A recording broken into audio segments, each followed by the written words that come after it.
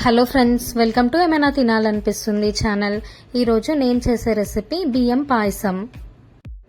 ఇది నేను చెప్పే విధంగా చేయండి, మీకు ఎంతసేపు అయినా గట్టిగా అవ్వకుండా ఉంటుంది. ముందుగా ఒక గిన్నెను పెట్టుకొని అందులోకి 1 కప్పు బియ్యంని తీసుకోవాలి.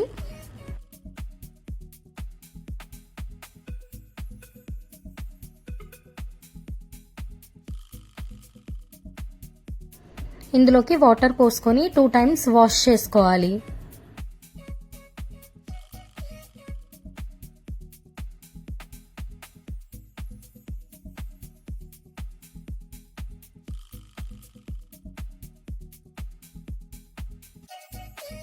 ఇట్లా వాష్ చేసుకున్న తర్వాత ఇందులోకి వాటర్ పోసుకొని 30 మినిట్స్ నానబెట్టుకోవాలి.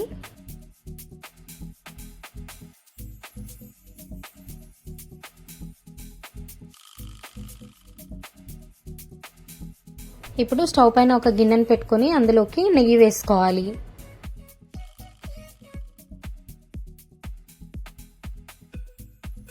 నెయ్యి కరిగిన తర్వాత ఇందులోకి బాదం వేసుకొని వేయించుకోవాలి.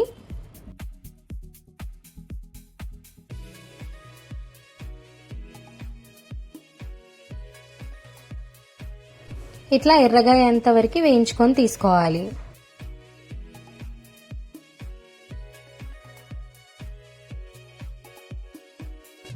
ఇప్పుడు అదే నెయ్యిలో కాజు వేసుకొని వేయించుకొని తీసుకోవాలి.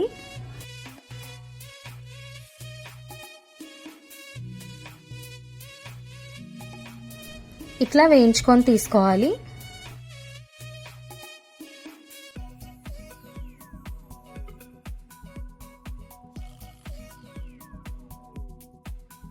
ఇప్పుడు అదే నెయ్యిలోకి ముందుగా మనం కడిగి పెట్టుకున్న బియ్యం ఉన్నాయి కదా, అవి కూడా వేసుకొని వేయించుకోవాలి.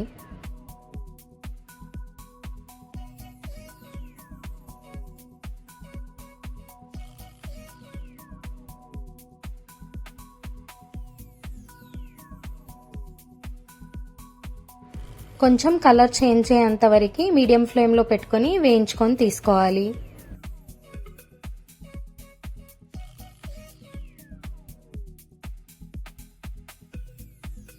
బియ్యం ఇట్లా కొంచెం వేగిన తర్వాత మనం ఏ కప్పుతో అయితే బియ్యం తీసుకున్నామో అదే కప్పుతో 5 కప్పుల పాలని వేసుకోవాలి. ఈ పాలు ముందుగానే నేను వేడి చేసుకొని చల్లరబెట్టుకొని తీసుకున్నాను.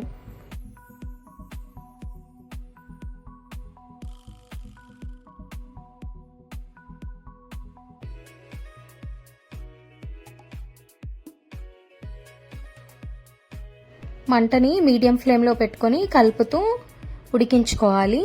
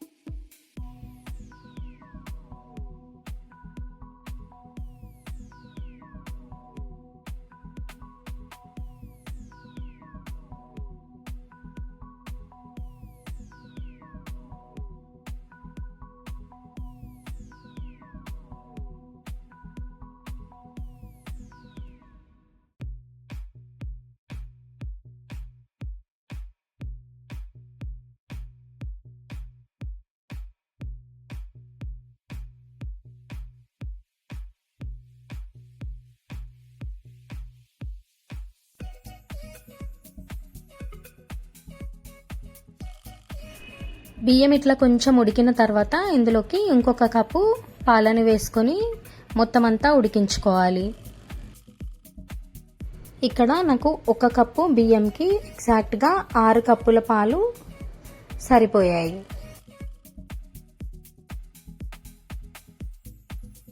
చూడండి, ఈ విధంగా చేత్తో అంటే మెత్తగా అయ్యేంత వరకు ఉడికించుకోవాలి. ఇట్లా అన్నం అంతా ఉడికిన తర్వాత మనం ఏ కప్పుతో అయితే బియ్యం తీసుకున్నామో ఆ కప్పుతో 2 కప్పుల చక్కెరని వేసుకోవాలి.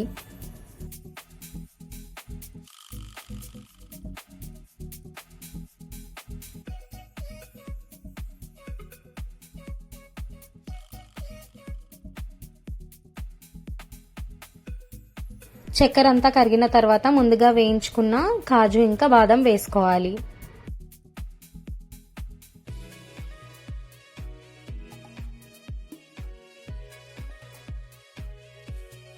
ఫైనల్గా ఇలాచీ పొడి వేసుకొని సర్వ్ చేసుకోవాలి.